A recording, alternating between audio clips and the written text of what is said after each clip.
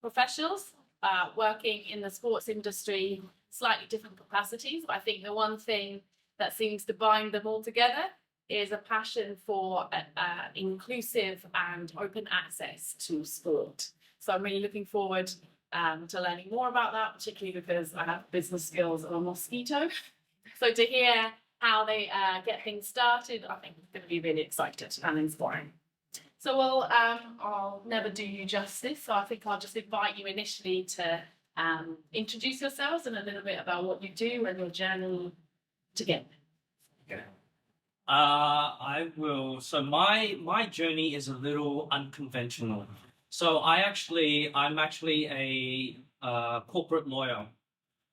I'm less of a corporate lawyer now because I've actually changed my practice and industry to focus on sports and entertainment law, mainly because of my experience in the industry in Hong Kong, and I realized that there is such a huge deficit or issues that I feel like there is not enough people who want to address it. So I felt like personally I wanted to do that. So my journey came from moving to Hong Kong back in 2014 and sort of working for the government when it came to sort of consulting them on political affairs. And then I kind of moved over to Beijing and I worked as an international corporate lawyer, working on various sort of disputes all around the world and also with China. And then I moved back to Hong Kong, and throughout this whole time, I've always been very passionate with sports in different types of sports. I myself used to do lots of competitive rock climbing, and then I also worked in the capacity as training future athletes when it came to rock climbing. When I moved to Hong Kong, I became very passionate with trail running because it's just, there's no way you can sort of avoid that. And then I caught the bug and I started competing more in ultra marathons.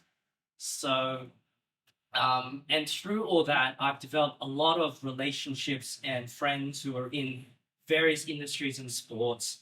And one of the sort of the biggest things that I found when it came to that was a lot of them eventually started having to make the decision of saying, I can't stay in this industry for too long because I'm not earning enough. Or because they feel like they need to do something more practical. And so I found that was very sort of heartbreaking to sort of think about that. And so I started really addressing that issue. I joined a company which is Hybrid Group because I really wanted to, because they specialize in mass participation sports such as Spartan race. And I did a lot of competition when it comes to that. And what happened was eventually I approached them from a sort of like a proposal position. They didn't have any spots on offer. I was creating a position for myself and say, hey, I'm willing to join you guys on a part-time capacity or a consulting capacity. You just pay me the bare minimum because I want to help you guys and I want to understand the industry. And lucky from that, it moved on forward. And then now I'm one of their sort of operations manager as well as the general counsel. And also during that time, gay games became part of what got into my radar.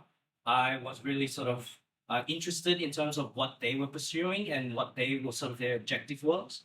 So I joined them initially as a legal counsel, but I was trying to ease my way into sports because I really was wanting to understand how that happened. And then over time, I was able to sort of secure a lot of sort of goals that they were trying to achieve. And luckily now I'm the sports director.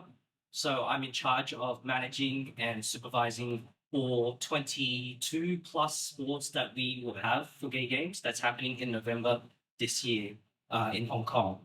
So that's me in a very quick nutshell, but yeah. Well, Oh, hello everybody. Very nice to hear about. So it's very inspiring. I really hope to have someone like him on our team as well, because we're like a really small company. So I'll just start like from our very humble beginning. We started Contingency in 2017. It's as an outdoor community workout. So the basis behind this is to kind of get people working out after they get off work, because there are so many excuses when it comes to working out. Like I started a family, I'm getting this promotion that kind of like not being able to commit to work out. So basically we built a community around this. And then fast forward like COVID, and then we start to see the uprising trend in health. People becoming more aware of how exercise can actually benefit health. They start to become more aware, like, oh, if I exercise, it help me improve my chances of recovery after I get COVID. So we're as a company, we started to change in this direction as well. So just a little bit brief introduction. I am the co-founder of Contingency Fitness. I'm also a registered pharmacist, and during COVID, I graduated as a clinical exercise specialist. So my mission is to bridge the gap between health and fitness, like to create a more holistic, comprehensive, patient-focused care. We need to take into consideration exercise as well as a whole. So normally the healthcare side, we always tell people to exercise more, but what is more? What is exercise? So I felt even me as a healthcare professional, I am lacking in that. So that's why I started this course, and then we start to create like programs that are more comprehensive and accessible as a community base. So this is the message that I want to bring today. Exercise should be a standard of treatment, standard in treatment and prevention of chronic diseases in Hong Kong. Thank you. Hi, good afternoon. My name is Tim Bredbury. I am a former professional soccer player, so I played for 20 odd years. I currently hold UEFA A and AFC A coaching licenses, and I'm running a company called Clutch Asia Limited. So Clutch is an Australian company, an OTT sports platform, and they've been building out their content over the last couple of years. There was an opportunity during COVID when things were sort of in lockdown in Australia, and an opportunity for us to sort of discuss with them about opportunities in Asia and the sports here. So from my side, I got involved more from a coaching point of view with these AI cameras and how that would obviously help sport, help the coaching side of things.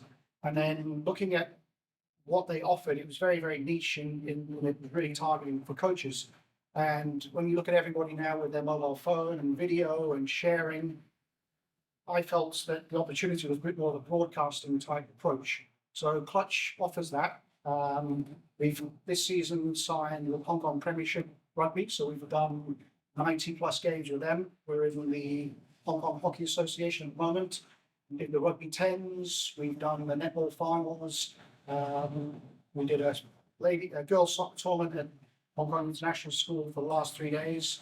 Soccer sevens in May, international squash tournament in June, and we are growing. So if any of you guys are interested in a home on Clutch, then please let's have a chat and see where we can take it. We might have a chat after this. I think I've been in touch actually with Richard? Richard and Gary? the gentleman with the gay games free. Oh, Bredbury? Brett, yes, as well. So we're nearly there. Yeah. Watch this space for collaborations that are coming. So a really beautifully diverse bunch of people. I think for those of you who were here earlier in the youth, there was also a lot of conversation about understanding how we can encourage sport to flourish and how much the context really plays an important role. So we've got 3 people here who are also really tapped in and engaged with that and playing their part in developing and making things blossom more. So thank you. So I guess, as I've said, in your own way, you're driven by participation and access to sport. Perhaps you can tell us like a hurdle you've experienced in your role and how you've Start? I can Go backwards. Yeah. Go back. Okay. So obviously the coaching side of things. So anybody obviously looking for a career in coaching, I've had a go at that as well here in Hong Kong, and it's a very, very difficult profession. It's very, very results driven in the professional soccer world. There is no long-term planning. You must win this game or the next game or the next game. So, it's one of those things where you've got to, I think, develop skills around knowing the game. It's how you interact with different people, how you interact with your players. But, the emphasis is on enjoying the sport, trying to get the best players, trying to develop players. I think the winning part of it sort of comes second. So that's a hurdle that I've come across. There's not that long-term vision for sport. It's immediate results, and that's a coaching thing across the board. Do you imagine that changing? And, Or in that sense, because also thinking about you working with clubs, do the stakes change a little bit when there's now like things are being recorded and? Yeah, I think what we're trying to do is give all of these sports an opportunity to, we can add, let's say, a little bit of professionalism in terms of the broadcast. So now we have graphics that appear if there's a try scored. We can allow, so we'll do the production. We do that at a low cost for us. As I said, we did 95 games. We can add in the graphics. So if there's sponsors involved or you want to invite sponsors in, we offer a banner which you can then sell on. So there's a revenue stream for the club as well. We can add the commentary side of it. So Samantha, who was on earlier, has done some commentary work with us. We've got data reports. We can tell you who's watching and where they're watching from. The Rugby 10s, we had over 7,000 views and over 360,000 minutes watched. So we don't see, a live game of rugby or hockey in Hong Kong attracting 20, 30, 40, 50,000 people. But we see the highlights, the best of, being out in social media, being promoted, being marketed, hitting those targets. And that's where, if I'm seeing the best of it, then people are going to say, well, I like that. I might be interested. I might want to go and join a hockey team or rugby or whatever sport we can bring on board. Yeah, I think I echo his when he said it's really hard to have a stable income as a coach here because potentially we offer a platform for coaches to kind of help them to meet different clients at different places. And because of COVID, we did have some sort of restriction, especially when we started doing outdoor. So we evolved, our company slowly evolved by working with brands to provide community engagements. And then we started to post sports events later on after COVID. So things like that, we try to kind of evolve ourselves. So we are now a health and wellness consulting firm. That's how I get to know about this as well, this space. So it's always good. The constant thing is only change. So once you reach a hurdle, you just have to come as a team, evaluate, and then see what's next we can do if we want to remain in this industry. So like I mentioned earlier, after this few years, we found that there's an upcoming trend of awareness about health and exercise. That's where we are now. Yeah. So I think it's similar to what Tim said. You have to there's different income revenues. And how have you found? Because you've had this idea. How have you found? That's annoying. How have you found finding your community of people to work with you on that similar dream? Yeah, because in Hong Kong, the market, the fitness market is very exciting, and I would say it's quite mature as well. Because I come from Malaysia actually, so using a fitness company to do different brand engagement, and then using us as solutions to your company's problem, let's say corporate wellness program, things like that, are still not yet mature in Malaysia and Singapore. But I felt in Hong Kong, they are very receptive to these different thoughts, different ideas to bring people in together. And that is the corporate side. But for the community side, it really depends on the relationship, how much time you are spending in kind of drawing in your current clients. Do you spend time in building that relationship, continuing on that relationship? Or do you use opportunity cost to do marketing and then get another group of people? So I think we spend a lot of time actually within our community. So even in June, we are going on a trip, but it's just for the close members that has been supporting us for 5 years. So it's like kids and families. Like last time they were just like in the office working as singles, but now everyone has kids, and we're going to Phuket for like 6 days. We get all these opportunities actually through them because they are maybe working an HR role in the company. They ping us. They're like, oh, I can do this for our fun team building, and that's how we go. It's actually through people. If I join now, can I still go on to this trip? And it's really like, we made it so affordable for them because we got a group package, and they know that as well. So that got sold out in 1 day, our package. So I think people are our asset. I can add some information to this because I think part of our sort of approach with the product that I work with, which is Hyrox, it actually might add to a solution to your problem. So there is around 1,200 plus gyms in Hong Kong, and so Hong Kong community is over 7 million. So and one of the biggest sort of fitness workout that people often choose is going to the gym or going to PT classes or working in sports sort of workout communities. And in fact, what we have found is that often what we try to do for Hyrox is that we offer a competition which we branded as a competition for everybody and everybody with a space.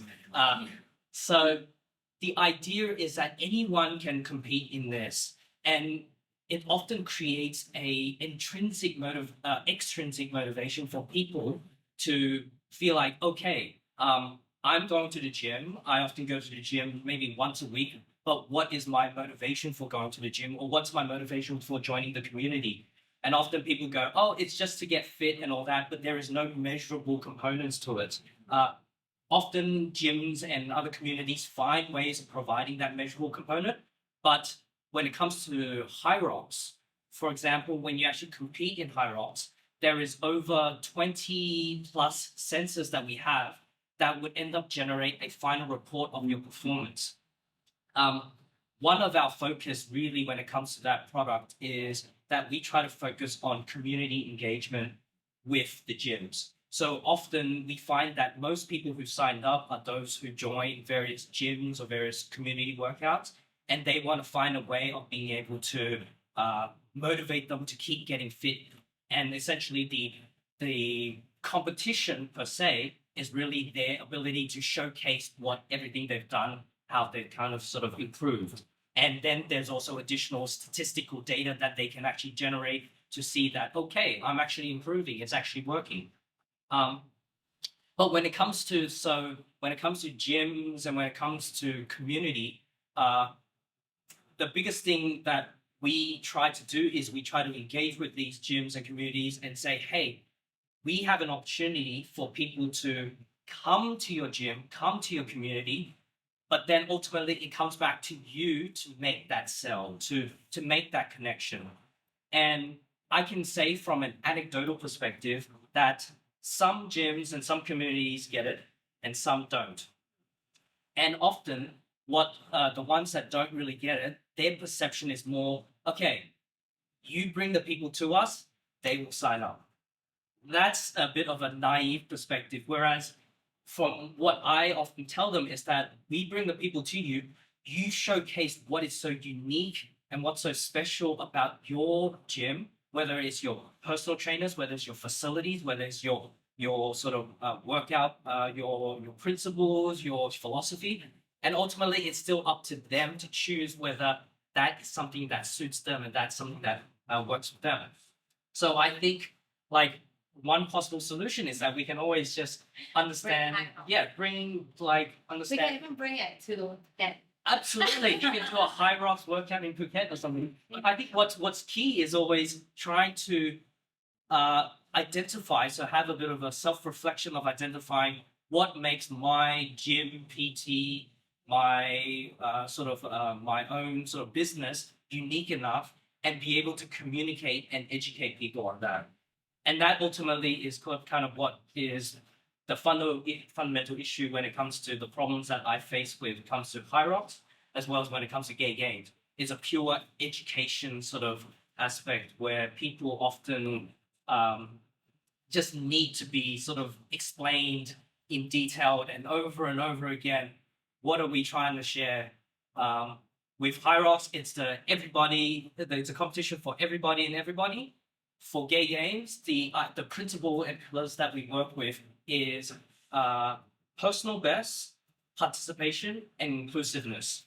And often the very first communication that we always have to drive is that, yes, it's called the gay games, but it is a games that is for everyone to participate, regardless of your sexual orientation, your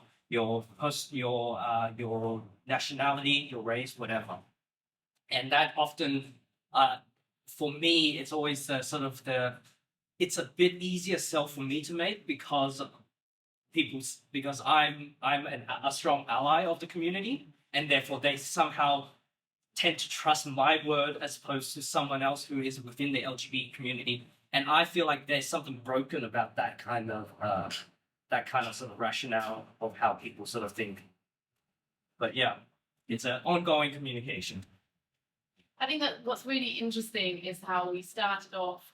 You mentioned some of your hurdles as a coach was this concept of longevity and over short-term results. And what came through the conversation is this sense of community, which is slowly built up, which has lots of different approaches to it, and being able to express what the benefits are. For with Flux, the benefits are. We were talking earlier actually about it's encouraging more relationship to local sports rather than the big sports teams, which. Yeah, I think if you look at this, the pyramid of sport is basically at the very top is where the Premier League, NBA, all that sits. We are looking at all this stuff that sits below, and it is community, it's amateur, semi-professional. It's where sports at the moment don't have a home. So going back to my sort of playing career as such, I will find somewhere on YouTube maybe some highlights, but they're not in one place, and I got to search everywhere. So what we're trying to do is give each league, association, club their own home. So we sort of approach it in two ways. One is a sort of a horizontal where we will get the Premiership rugby or hockey or whatever sport might be, but within that Premiership you have all these different clubs, and then there's an opportunity to go vertically with each club to create more content. Now, looking at all the pictures on the wall here of all these athletes who have obviously established themselves and done really well, what we want the clubs to try and do in the association is to bring them to life. It's almost like Netflix shows where Formula One. My wife never watched sport in her life, but is now watching Formula One and going, who won? How did they win? Because she's understanding, and she now has a relationship with the drivers and all those teams. So what we're trying to do with our long-term goal with Clutch is to bring the athletes and give them a voice and give them an opportunity to be interviewed, and have those highlights, have all those even going back to schools where an athlete can get their highlights and maybe get a scholarship in university or move on from there. So it's, as I said, the content is massive, the opportunity, and this is only Hong Kong. So if we do what we do properly, then we can grow this business as well. The platform is there, everything is there. It's just give us a call.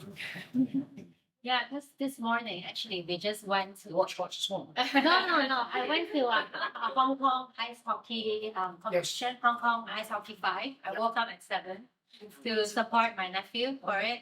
I'm a mom of 2, so 7 is late. So we just went.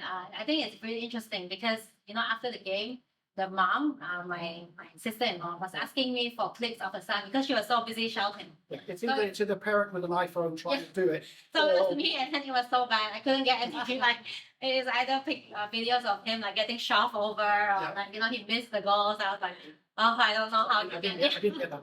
But this would be really good, like for parents, like you would love it. Yeah. It's a record, and as I say, what we want to do as well, it sits in one platform. It's easy to find, local sport, where it's going to be. Like, they'll go and watch it there. So we see social media reversing it a little bit. Social media is where you market and promote the highlights of your sport and then bring them back into Clutch, because then you control the club association controls the channel. You control the advertising. Instead of giving free content to social media, you monetize it yourself, and you can generate the revenues. So good. And I think invest, as you were saying, and when we started off saying, spent quite a lot of time in sport, but they're not getting paid that much. Whereas these kind of platforms, what they enable is we can package and monetize it, then people can, instead of offering to work for minimum wage, and can be said, naturally, this is going to be a changing of what is going to help them. Yeah. And I I think that is necessary, because from my view, a lot of people in the sport industry is basically driven by passion and the love of the sport or love of their community and for whatever in terms of personal sort of improvement. But ultimately that can only drive so far, and people need to make that living. And it's not just talking about the athletes or the parents or the coaches. You know, people from the back end who's the foundations of everything, they also need to be able to have that ability to earn enough to be considered, to feel like they are sort of part of that community. And I think one of the biggest problem when it comes to Hong Kong, and I'm not sure whether we're moving to another conversation, but it's really the development of the ecosystem, the sports ecosystem in Hong Kong. I feel like there's a lot that can be improved to be addressed. And I think it has to, although we have a lot of grassroots organizations that are addressing this, even from our first panel, I heard fantastic sort of like development. I think there is a lot of need to really, I guess, advocate to the government and also lobby to the government to do that. And I'm happy to say that I'm in a lot of discussions at the moment to try to develop a way of doing that, to try to bridge that gap in terms of to try to make the proper sort of necessary change.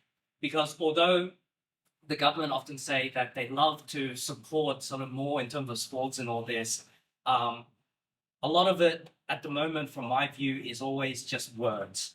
And also a lot of the money that has been invested from the government to the sports community, again, only sort of offers it to the very high up. And there's no way of them developing it in a way that it filters down. And so there's a lot of sort of need for, I think, improving the commercialization process. And I think one of these solutions are always sort of one way of getting that sort of that foot in the door, so to speak. I think it's really important to be highlighted. There are so many fantastic women on our so many fantastic women on our boards here, but behind them are a bunch of people working really hard, and to be able to advocate that those people get seen and paid duly is really important. We all got to eat. And I do think like, Hong Kong government, like they're really trying to do something as well. Because, like when you walk like the MTRs, you see like they're trying to advocate exercise is good for health, right? Like they said, oh, have you reached your 10,000 steps a day? That board. So people will be like, okay, I have to do like 10,000 steps. But actually, do you know why they have to do 10,000 steps? As a clinical exercise specialist, I have to tell people, they say, why do I have to do 10,000 steps? Like, they are trying, but it's still, the message is still harmful. There's still a disconnect. So basically, if you do 10,000 steps, it equals to like 3 or 5 miles a day.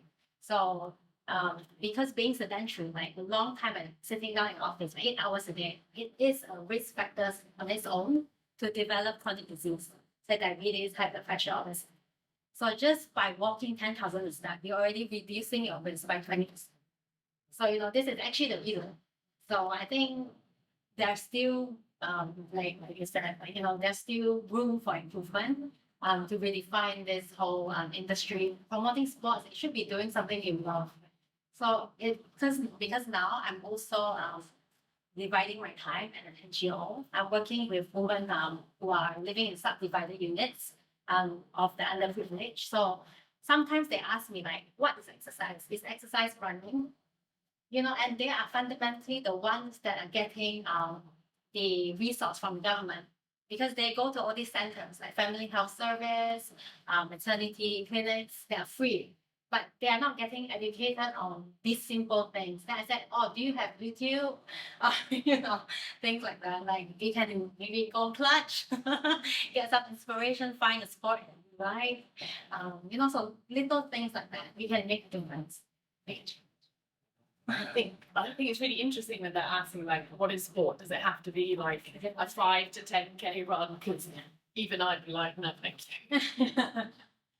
So really weaving it into that every day, making it about instead of maybe not in the summer, but getting off the bus one stop earlier and that can count. That makes a big difference and it catch up. So, and that's really about again bringing back to sport being for everybody. Which I think is I've actually think that's a really solid title. Yeah. I think they've done really well on that, just to make it like get out there and get involved. It is for me. I think particularly for like some for women, it can be it's changing, but the idea of seeing yourself doing stuff and bringing it back to more grassroots. You know, you can I love watching Premiership men's rugby run. If I see Premiership women's, all of a sudden it's like, oh, or like grassroots something like, oh, okay, actually I can see myself doing that. I mean, we see that the future of rugby in Hong Kong is obviously the demographics have changed. COVID, a lot of people have left. A lot of those, let's say, bigger European rugby players may not be here anymore. Or the clubs don't have the money for salaries and things. So the rugby union then have to sort of decide where they want to go as a union. So sevens is obviously a more suitable game physically for, let's say, some people in Hong Kong. But then, you know, from our point of view, we see women's rugby, you know, that as a major growth area because there's no limit. You know, of how many million people to go after, don't even specific, as long as they're, you know, out there running around, able to play, tackle, and I've been so impressed with the women's rugby, just nobody goes past anybody. It's just everyone tackles like it's the heart, you know, their lives depend on it. And then when they get up, there's a big smile. And you don't normally see that in men's rugby. It's taken maybe a little bit too seriously, but yeah, the growth is we see in that area. And I think there is a conversation to be had when it comes to the proper sort of recognition for women's athletes in sort of various sports. I've got two examples that I can demonstrate. For example, I was actually supporting one of my sports leads in gay games who was doing a fencing competition yesterday. And I was watching sort of both the men's sort of masters competition as well as the women's masters competition. And the men's, personally, I felt like were very sensible in terms of how they were fencing. But the women's, they were really like, in terms of their sort of their drive and sort of their tackling when it came to fencing was very aggressive and very strong. And I was talking with my sports lead about this afterwards, and I go, how come it's kind of like there's a difference? Is it because of a style? And it was basically really because when they're more aggressive, they have no fear of being attacked back. Essentially, there's this strength in them that, I don't know, doesn't exist with the male athlete. And so from a visual point of view, like the fencing, like that should, like visually, it's far more appealing to watch. Second example, which I'm not quite sure it was receiving enough recognition, was I don't know how many of you realized that with the Hong Kong women's dodgeball team came second in the world recently. The male team did just as well. They came second runner-up. But when it came to international recognition, they weren't recognized. And most likely the reason why they weren't recognized is because dodgeball as a sport has not achieved the NSA status, even though they've existed for almost like a decade. And they're still struggling to get the NSA status. And with the absence of that, according to maybe the government, they don't feel like there's a greater enough emphasis. Whereas, for example, ultimate frisbee, it's only been a sport that is recently sort of exploded, but it's already achieved NSA status simply because somehow the government recognized that ultimate frisbee is very popular in mainland China. So they probably should really sort of push that sort of status forward a little for them. It's, to me, again, that's another, there's some kind of absence in terms of that kind of, not just in terms of the proper recognition of our athletes who traveled overseas, who's tried to get their own funding in order to represent Hong Kong because they love Hong Kong, they're proud to represent it, and yet they're not getting the sort of the same recognition back. Whereas, and so that to me is something that needs to be addressed. However that might be. Sounds like another project. Yeah. Yep. So I guess we're starting to round up now, and I think I'd be really interested to hear where you hope to see sport in 5 years. Sport in 5 years.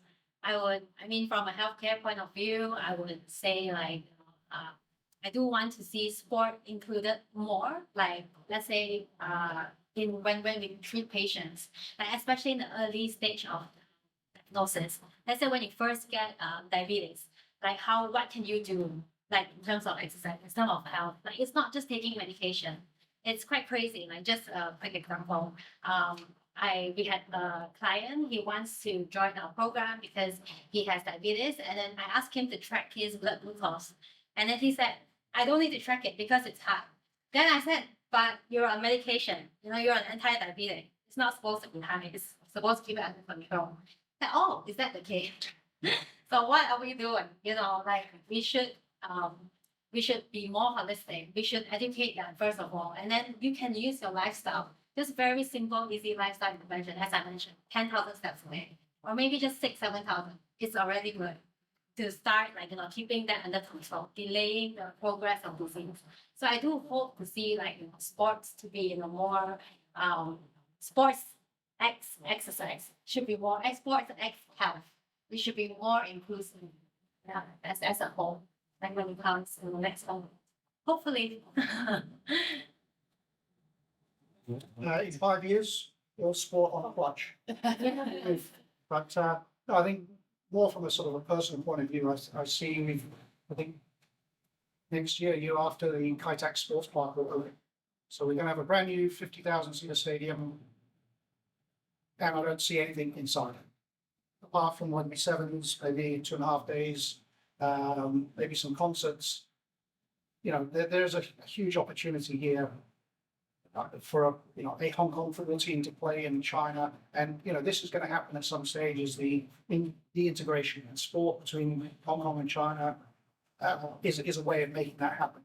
So that stadium with 10, 20, 30,000 people every other week for a Hong Kong team against a team from China competing will again move all sport forward in Hong Kong, and that whole Kai Tak area becomes the sort of the hub for the development of sport and where it can go. So I think the issue is not money. I think we can have the biggest football team in the world, but the money is here, the companies are here, the location is here. Just the willpower or that the vision is not here at the moment. So from a personal point of view, clutch, and then a full stadium every other week at Kai Tak. I think in terms of in 5 years, definitely the sort of the integration with the Greater Bay Area is most likely the best way forward. But I disagree with the notion that if we build it, they will come. It's not entirely true. It needs that proper sort of strategy and integration in mind of, well, how do we do that? And how do we not necessarily sacrifice access from the local people to be able to access all these facilities? Because one of the biggest problems we have at the moment is the accessibility of facilities for just the ordinary people to be able to participate. And that's often why that rather they often have to engage with gyms or sort of local communities, because just the ability to access these facilities that the government have is just so restricted. for me, in 5 years' time, I really hope that there's a greater relaxation of this government's approach. There's a far more greater commercialization of the industry to allow for lots of corporate entities to be able to make it easier for them to want to fund and support various grassroots as well as local communities to make it happen. But also, I do have great sort of expectations that Hong Kong's sports ecosystem can thrive.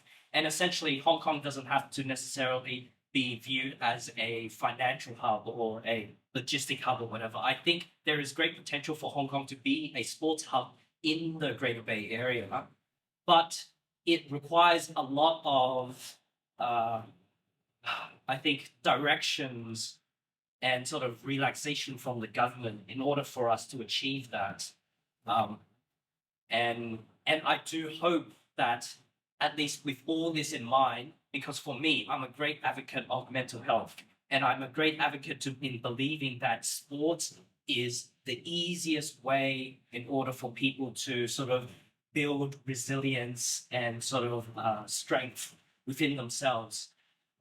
So I would like to have that almost normalized in the next sort of half a decade, so that people not only view sports as not just as a hobby, but as a lifestyle, as well as a potential career in that aspect, but also in terms of being something that helps people when it comes to their sort of struggles, their sort of personal, psychological, stuff like that.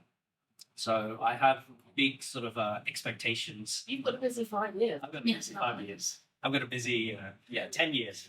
10 years. Perfect. Well, please join me in thanking 3 wonderful panelists for some stimulating conversation, some projects, and some job offers at Clutch. Okay, thank you very much. Thank you.